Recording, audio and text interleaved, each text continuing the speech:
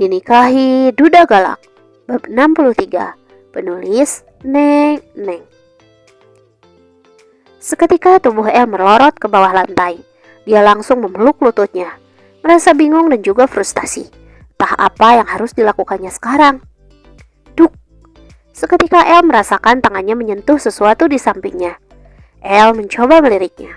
Ternyata ada sebuah benda yang tak sengaja dia sentuh. El mencoba meraihnya, lalu mengeluarkannya. Ternyata benda itu adalah sebuah kotak berukuran lumayan besar. Apa ini? Bukannya ini kotak milikku, gumam El sambil mencoba membuka tutup kotaknya. Ini barang-barang milik ibu, gumamnya lagi sambil mengeluarkan barang-barang yang berada di dalam kotak tersebut. Seketika mata El terpaku pada barang-barang yang ada di hadapannya. Mata El berkaca-kaca kalau netranya menatap sebuah syal berwarna hitam. Syal itu diberikan El kepada ibunya ketika turun hujan. Syal itu dibelinya ketika dia pulang dari luar kota untuk urusan pekerjaannya waktu itu. Lalu, mata El tertuju pada sebuah kertas yang tergeletak di antara barang-barang milik ibunya yang lain. Tangannya mulai gemetar, tanpa terasa air matanya sudah mengalir di pipi, lalu menetes. El mulai membuka kertas tersebut dengan hati berkecamuk. Perlahan, El membuka lembaran kertas tersebut. Seketika netranya langsung memindai isi dari tulisan tangan ibunya yang El yakini tulisan tersebut ditulis ibunya saat dia sakit. Teruntuk putriku Eliana. Putriku, apa kabar? Ibu harap ketika kamu membaca surat dari ibu, kamu dalam keadaan baik-baik saja. Eliana putriku, maaf untuk waktu yang tak banyak yang telah ibu berikan padamu. Tak terlalu banyak waktu yang ibu berikan untukmu. Waktu kebersamaan kita begitu terbatas karena kekurangan ibu. Maaf, karena selama hidup ibu hanya bisa menyulitkan hidupmu. Maaf, karena ibu bukanlah ibu yang baik untukmu, nak. El, putri kecilku yang paling ibu sayangi, tumbuhlah menjadi perempuan yang kuat, tangguh, dan tak terkalahkan. El, buah hatiku, pergilah ke dunia luas. Hidup bebaslah selama angin masih berhembus. Gapai mimpimu selama mentari masih menyinari daun-daun di pagi hari. Pergilah ke laut lepas putriku sayang. Pergilah ke alam bebas. Selama hari masih mengiringimu. Selama hari masih belum petang. Selama senja belum kemerah-merahan menutup pintu waktu. Tapi setelah El mampu menggapai mimpimu, jangan lupa untuk kembali pada kodratmu sebagai wanita. Setelah menikah, jadilah istri yang baik. Taati suamimu, patuhi dia. Karena suamimu adalah syurgamu setelah ibu. Maaf, karena keegoisan ibu, kamu jadi terluka. Maaf, ibu sudah memaksamu untuk segera menikah. Padahal ibu tahu kamu tidak suka dipaksa. El, maafkan ibu. Anak ibu semoga selalu bahagia selamanya. Seketika air mata El terus mengalir hebat. Tangisnya sudah tidak bisa dibendung lagi. Ia menangis terseduh-seduh mengingat ibu yang sudah tenang di alamnya. Ibu, di setiap penjuru bumi ada bidadari-bidadari yang diutus untuk membawa kehidupan baru di dunia. Setiap satu kehidupan yang dia bawa, ia tukar dengan hidupnya. Semenjak hari itu tiba, setiap beban menjadi tanggungannya. Setiap lelah menjadi kawannya. Dan setiap bahagia yang kau sebabkan menjadi penawar rasa sakit dan lelahnya. Coba, lihatlah ke sekelilingmu. Bidadari itu ada di dekatmu. Dia bidadari yang paling peka di saat engkau terluka. Dia yang selalu tahu saat kau butuh bahu. Bahkan, ia rela mengorbankan apapun untuk bahagiamu.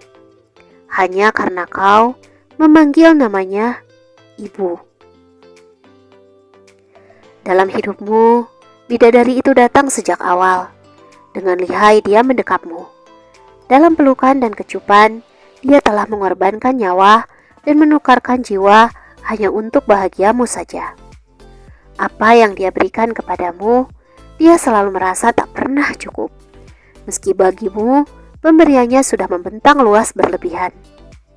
Tangannya tak pernah berhenti menengadah, mengucap namamu sepanjang waktunya. Jika bumi merindukan hujan dan bunga-bunga, bagi seorang manusia dalam wajah seorang ibu, ia akan menemukan bahwa dialah hati yang pertama terluka, tertawa, menangis, dan bahagia karenamu. Bahkan, jika seumpama kau adalah burung, maka ibu akan tetap menjadi ranting tempatmu pulang. Meskipun daunnya sudah berguguran, tapi ranting akan tetap berdiri kokoh, hanya untuk menunggumu bertengger kembali. Ibu mungkin tidak sempurna, karena dalam hidupnya mencintaimu adalah pertama baginya. Dan dari segenap keinginannya, kau tetaplah yang paling berharga. Pada ruang doa paling sakral, namamu disematkan. Rintihnya abadi setiap lara mengecewakanmu dan dusta menghancurkanmu. Seberapapun dewasa usiamu nanti, baginya kau tetaplah malaikat kecil yang selalu ingin dia lindungi. Seberapa keras hidup yang kau jalani, dia tetap akan bersamamu hingga akhir nanti. Tataplah matanya. Dalam bola matanya, di sana kau akan menemukan rumah. Dialah matahari yang tak pernah sekalipun meninggalkan bumi. Ibu.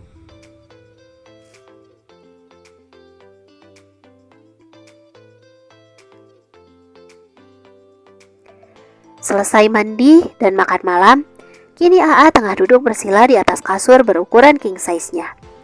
El yang menatap AA di ujung ranjang hanya bisa memilih ujung baju tidurnya dengan tangan bergetar.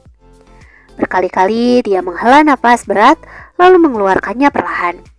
Seolah gerakan tarik napas ini bisa membuatnya kembali tenang. Duduk di sini. Kenapa jauh-jauhan? AA menepuk kasur di sebelahnya. Tangan El terlihat semakin bergetar.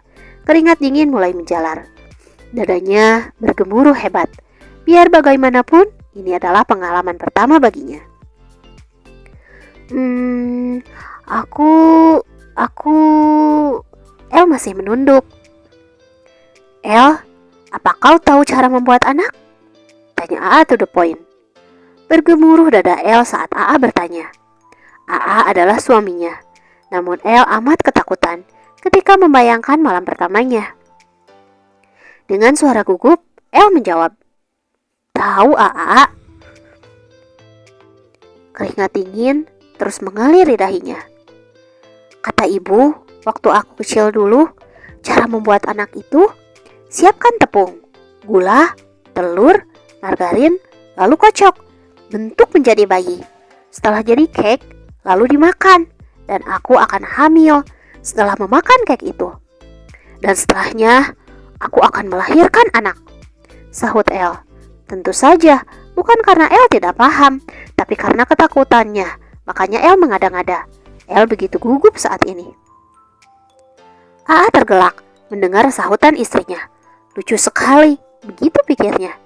Ditatapnya mata bulat El. Hidungnya yang sudah kembang kempis membuat AA semakin tergelak saja. Rambut ikalnya yang digerai terlihat seksi di mata AA. Bibirnya yang tengah komat kamit membuat AA kian gemas. Ingin rasanya AA tidak ingin membuang waktu lagi. Langsung saja lakukan. Apa yang salah? Kan mereka sudah sah. Tidak ada yang salah. Terlalu banyak basa-basi. Begitu menurut AA. Tapi AA tak ingin egois. Dia masih mempertimbangkan hati El. Ini adalah pengalaman pertama bagi El. El, apa kau masih meragukan aku? Tanya AA dengan wajah datarnya, membuat El kembali membeku. Apa yang kau ragukan dari aku? Kini nada bicaranya sudah turun 1 oktav, seperti berusaha sedang merayu. Bagaimanapun AA adalah pria normal sejati. Disuguhi pemandangan tubuh El setiap malam, bukan AA tidak ingin segera memangsanya. Hanya saja, AA perlu menata hatinya agar dia yakin. Dan kini, AA sudah yakin akan perasaannya terhadap El. Dan kini, AA tinggal menunggu keputusan dari El saja. Aku takut, jawab El gugup. Takut? Takut kenapa? Tanya AA mengerutkan keningnya dalam. Jeng jeng jeng. Hai guys, menurut kalian AA sama El kira-kira bakalan jadi malam pertama sekarang gak ya? See you next chapter ya guys. Tetap stay dan tunggu aku terus. Terima kasih untuk yang sudah